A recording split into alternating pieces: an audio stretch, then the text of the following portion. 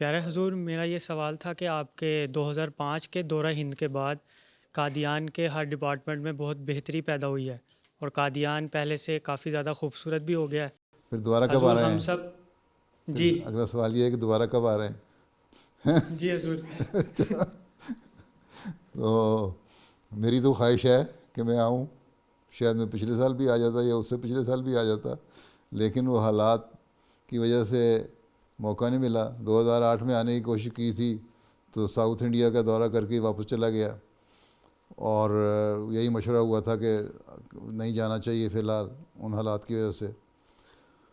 تو اب بھی جب مجھے ویزا لگ جائے گا تو کوشش کروں گا کہ میں آ جاؤں۔